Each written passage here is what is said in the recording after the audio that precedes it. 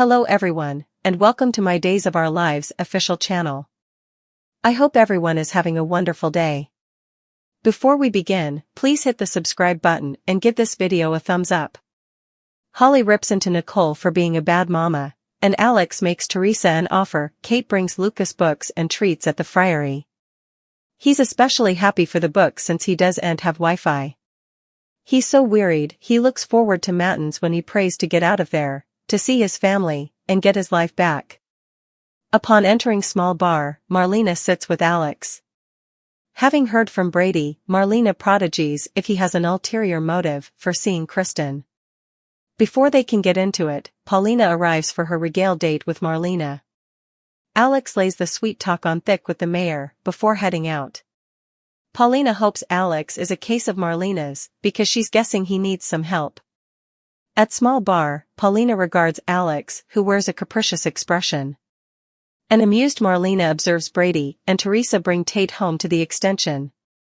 He's wired and empty, so he heads out to get a burger and see his musketeers, but only after promising he wouldn't see Holly.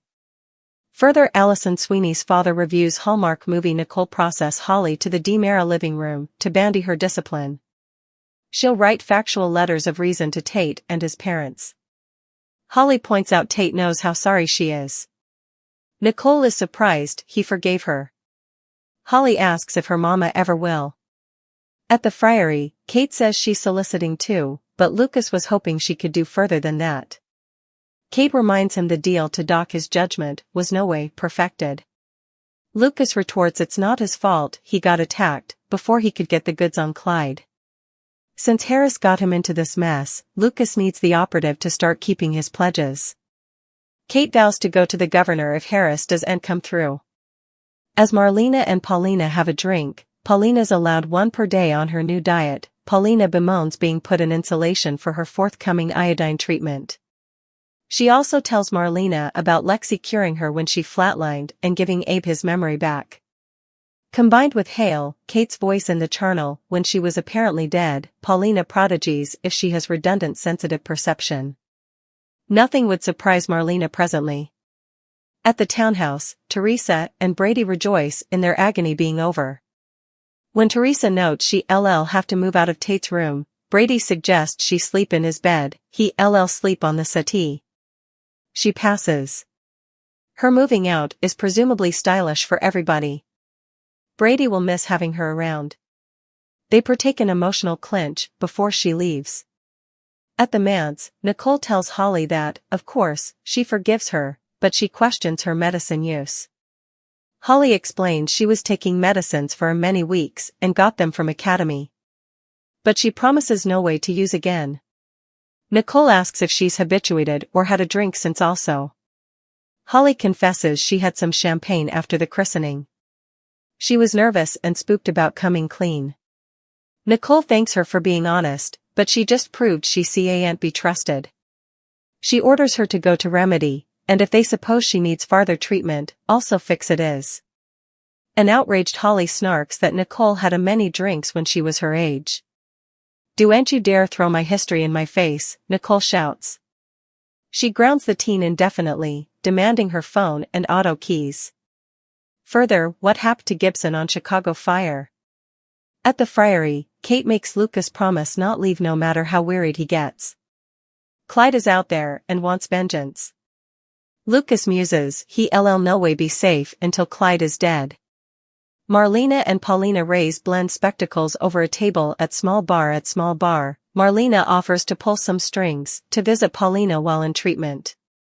Paulina is thankful, but notes Marlena doesn't feel like herself. She can see the solicitude in her face. Marlena admits John has been going through a lot regarding his history. But she's helping him get through it. They toast to being tough broads. At the manse, Holly refuses to abide by Nicole's demands. Her whole life is on her phone. Nicole calls that her first problem. Holly retorts that Nicole got the phone for her when she was 10 so she could report back when she got to Academy on her own, and buy her own refections and clothes, so Nicole wouldn't have to suppose about her at all. She's being penalized for lying when the only reason she did it was so that Nicole wouldn't suppose she was a bad mama. Further, how to watch BBC Ghosts. The Verity is Holly started taking the medicines because Nicole was fully checked out. Her father failed before she was born, Eric left because of Nicole, and EJ doesn't give a damn about her. Who knows who it'll be coming time. Nicole raises her hand but stops from sliding her. Teary-eyed, she demands her son's phone. Holly complies, but she wouldn't give her the word. Nicole wouldn't go through her phone, she just doesn't want her to communicate any dealers. Holly calls her extreme, but Nicole knows she always wants what she can't have, just like me. Nicole loves her and will do anything to cover her, indeed if she hates her for it. Nicole cries as she heads upstairs. As Kate prepares to leave, Lucas tells her he's no way been this lonely for so long. She urges him to hang in there, because it wouldn't be ever. God, I hope you rewrite. Further, Julie's family is coming home to Salem alone at the townhouse. Brady looks at a print of himself smiling with Tate and Theresa at the cantina. "Don't you go there," he says to himself, suffering. Alex faces Theresa in the square. His brow is crinkled and his arms are folded. After running into Tate in the domain, Alex spots Theresa heading toward the Salem Inn. He suggests they renew their original platonic roommate arrangement rather of her staying there. She reminds him he's courting Kristen, who might put a hit out on her. Plus, he's a gazillionaire who doesn't need a roommate. He scoffs at both. Theresa doesn't want to blow effects up between them again. He promises to be a perfect gentleman. She takes him up on the offer, and he rolls her bags down. Further, Tate's about to look veritably different. Tate sneaks into the demerrimance and kisses Holly. She tells him her mama took her phone. Nicole calls out for Holly, who pushes Tate out. Nicole returns to tell Holly how important she loves her and couldn't bear to lose her. She just wanted her to know. Holly remains stoic until Nicole leaves. Alone, Holly's face fills with anguish and she lets out a slow breath. Nicole defends Holly. Tate comes home. Kate fights for Lucas. Paulina worries. Days of Our Lives spoilers for Thursday, April 4th indicate that Nicole Walker, Ariana Zucker, defends Holly Jonas, Ashley Puzimis. Tate Black, Jamie Martin Mann, comes home. Kate Brady, Lauren Koslow, lobbies for Lucas Horton, Brian DiTillo. Paulina Price, Jackie Harry, worries about her treatment. Nicole Walker continues to defend Holly Jonas. Days of Our Lives spoilers reveal that Nicole has defended Holly from day one since the endured a medicine overdose on New Year's Eve. Nicole was sure that Holly was cured because she'd no way buy medicines and take them. Still, Nicole was veritably wrong, and lately Holly admitted that fact. It may have taken her weeks, but eventually, Holly cleared Tate's name. Of course, now that the medicines were proven to be Holly's, Nicole will condemn the medicine dealer for the medicines rather of Holly. Still, no bone forced Holly to take these medicines. Holly needs to take some responsibility, but rather, it'll be pushed under the hairpiece, because her stepfather is the DA.